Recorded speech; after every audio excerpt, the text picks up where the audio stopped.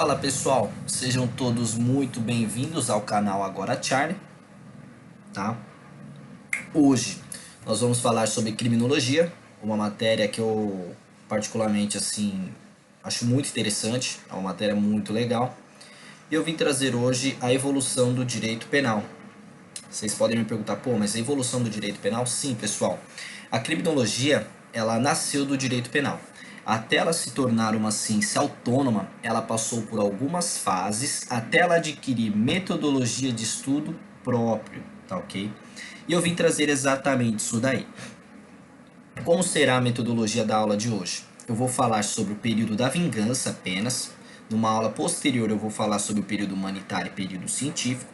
E nesse período da vingança eu vou falar sobre o período da vingança privada, divina e pública, tá?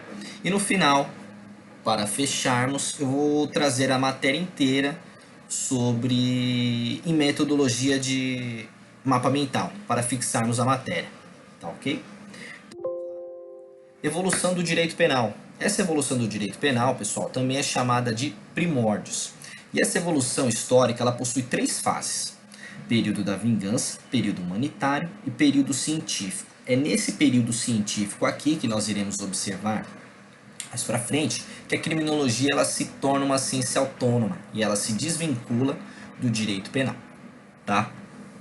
Mas aqui no período da vingança, nós iremos observar que o período da vingança, pessoal, é dividido em três: período da vingança privada, divina e pública. E para que é esse pode par? É para que vocês consigam fixar que o período da vingança é dividido em três fases. O P representa a vingança pública, o D, vingança divina, e o outro P, vingança privada, tá ok? Então, falando sobre o período da vingança privada, pessoal, que ocorreu no século XV e XVI, nesse período aconteceu uma situação que é chamada de protagonismo da vítima. Mas como assim, Luiz, o protagonismo da vítima?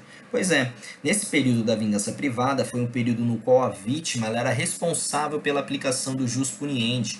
Ou seja, o que vem a ser esse jus puniendi? A vítima ela era responsável pela aplicação do poder de punir. A vítima ela era responsável por punir. Nesse período, existia uma filosofia na qual o exercício arbitrário das próprias ações ela era a regra. Então a vítima, quando ela sofria um atentado, ela por meio do jus puniendi, direito de punir, aplicava a famosa lei de talião, olho por olho, dente por dente. Só que cuidado, pessoal. Atualmente essa conduta ela é tida como um crime no artigo 345 do nosso Código Penal.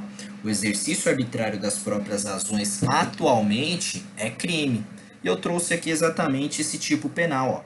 Ó. O artigo 345 ele determina que fazer justiça pelas próprias mãos para satisfazer uma pretensão, embora legítima, salvo quando a lei o permite, você estará sujeito a uma pena de detenção de 15 dias a um mês, ou multa, além da pena correspondente à violência.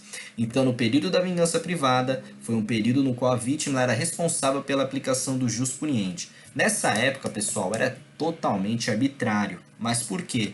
Porque nesse período estávamos numa fase de monarquia absolutista. E para quem não sabe, eu trouxe aqui uma breve explicação, que a monarquia é um sistema de governo no qual o poder é exercido por uma única só pessoa, no caso, o rei, aquele que possui um sangue azul, ou seja, é o rei, é o nobre, tá ok? E essas pessoas geralmente têm o poder centralizado numa única pessoa, em um único representante. Só que o que é bom para fixarmos aqui, o que é mais importante, pessoal? Período da vingança, a vítima era responsável pelo poder de punir, pelo jus puniendi, através da lei de talião, tá ok? Já numa outra fase posterior, depois de muito tempo, entramos na fase da vingança divina, ou também chamada de fase mitológica. Aqui o que acontece? O jus puniendi, pessoal, sai da mão da vítima e vai para o sacerdote. Nesse período havia uma grande influência religiosa. Por quê? Porque o sacerdote ele era visto como representante de Deus na terra. Ou seja, aqui o sacerdote que mandava. E ele aplicava uma coisa chamada juízo de Deus. E ele utilizava esse juízo de Deus para aplicar as ordalhas. Ou seja, na fase da vingança privada, que foi a fase anterior, a vítima ela era toda poderosa. Aqui não. O jus puniendi sai da mão da vítima e vai para o sacerdote. E o sacerdote ele é responsável o quê? Por aferir essa culpabilidade através desse chamado juízo de Deus. Então, o que é esse juízo de Deus, Luiz? Pelo amor de Deus.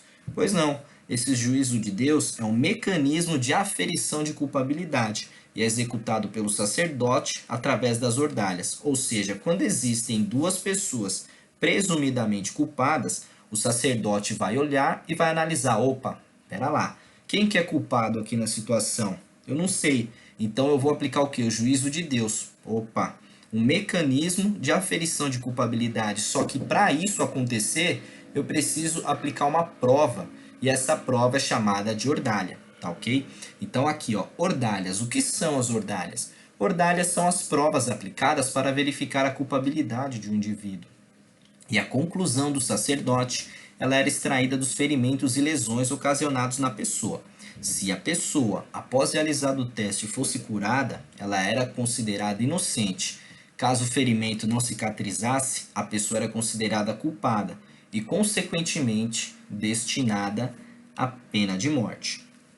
Vale informar aqui, pessoal, que nesse período da vingança divina eles utilizavam muito o fogo como ordalha, porque o fogo era considerado purificador de almas. Então o que acontecia? Existiam os duelos, aliás, os duelos, a provação pelo fogo. Então o que acontecia? O cara ele era presumidamente culpado. Amigão, você vai passar por uma ordalha. Então o que era essa provação pelo fogo? Você tinha uma brasa na qual tinham pedras e a pessoa esticava a mão com a pedra quente. Além da pedra quente na mão, a pessoa ela tinha que andar um período numa brasa. Se posteriormente a essa aplicação a pessoa ficasse cicatrizada, tudo bonitinho, ela era considerada inocente. Se o outro camarada que também foi sujeito a esse tipo de prova, ele não cicatrizasse, inflamasse, ficasse todo lascado, o que aconteceria? Ele era visto como culpado. Por quê? Porque o sacerdote olhava para ele e ele dizia: Deus curou ele e não curou você. Portanto, você era culpado. E por que tudo isso daí acontecia, pessoal? Por conta dessa fase mitológica. Existia um fanatismo religioso por trás disso. O sacerdote ali só era representante de Deus. Ou seja, se você não foi curado, foi a vontade de Deus. Se você foi curado, parabéns, Deus curou você. Então você está a salvo, tá ok? E o que é mais importante nessa fase da vingança divina? Exatamente isso, que o jus puniendi sai da mão da vítima e vai para o sacerdote, porque o sacerdote ele é o representante de Deus na terra, tá? Posteriormente, saímos do período da vingança divina e vamos para o período da vingança pública, também conhecido como ciclo do terror. Aqui o chicote estrala. Por quê? Porque no período da vingança é aquele em que o jus puniendi sai da mão do sacerdote, fica com o Estado, fica com o monarca. Aqui, muitas arbitrariedades ocorreram. Nesse período, o Estado ele era totalmente arbitrário. Ele promovia o confisco de bem, tortura, perseguições. Aqui era aquela famosa frase: o Estado sou eu. O monarca olhava para si e falava: eu sou o Estado, eu mando, eu desmando, eu prendo, eu solto. Aqui quem manda sou eu. Por isso é o chamado ciclo do terror. Então, primeiramente, nós tínhamos o período da vingança privada, na qual o jus puniendi era a detentora vítima. Posteriormente, o período da vingança divina, a vítima era esquecida, porque o jus puniendi sai da mão dela e vai para o sacerdote, o representante de Deus na terra, que utilizava do juízo de Deus para a aplicação das ordalhas, que seriam as provas de aferição de culpabilidade. E agora nós entramos na fase da vingança pública, onde esquece vingança privada e vingança divina. Aqui quem manda sou eu, aqui quem manda é o Estado. Eu aplico, eu mato, eu faço o que eu quiser, tá ok? E esse período da vingança pública teve um término com a Revolução Francesa, e o Iluminismo, surgindo o Estado liberal. Eu vou trazer, pessoal, vocês vão ver que essa Revolução Francesa e o Iluminismo teve muita influência nesse período aqui, período humanitário, tá ok? Eu vou trazer uma explicação em uma aula posterior. Mas, só para lembrarmos que o período da vingança pública teve o término com a Revolução Francesa e os indícios do Iluminismo, surgindo aqui um Estado liberal, que queria o quê? Liberdade. Eles estavam cansados das arbitrariedades do famoso monarca. Tá ok? E aí, nós temos o nosso mapa mental para retomarmos tudo que foi falado e fixarmos a matéria. Então vamos lá, a criminologia, vale lembrar que ela nasceu do direito penal, porém posteriormente ela se desvinculou, tendo um método de estudo próprio. Então, a criminologia, tudo começou onde? Nos primórdios. E essa evolução histórica, ela tem três fases ou três períodos: período da vingança, período humanitário e período científico. Nesse período científico é onde ocorre a separação do direito penal da criminologia. Mas voltando aqui ao período da vingança, vale lembrar que esse período da vingança é dividido em três outros períodos ou três outras fases. É o famoso pode-pá, período da vingança privada, divina e pública. No período da vingança privada, existiu o protagonismo da vítima no século XV e XVI, porque a vítima ela era responsável pela aplicação do jus puniendi, que era o quê? O nosso direito de punir. E através desse direito de punir, que era da vítima, ela aplicava a lei de talião, olho por olho, dente por dente. Ou seja, se você matar minha mãe, eu tenho o direito de matar a sua. Se você me roubar, eu tenho o direito de roubar você. Nessa época, a filosofia adotada era o exercício arbitrário das próprias razões. Essa era a filosofia adotada. Só que atenção, hoje essa conduta é tipificada como crime no artigo 345 do Código Penal. No período da vingança privada, pessoal, lembre-se, a monarquia era absolutista. O que seria essa monarquia absolutista, Luiz? É o poder de uma única pessoa, ou seja, exercido pelo rei, aquelas pessoas que têm o sangue azul, ou seja, é o filho do rei, é o nobre, tá ok?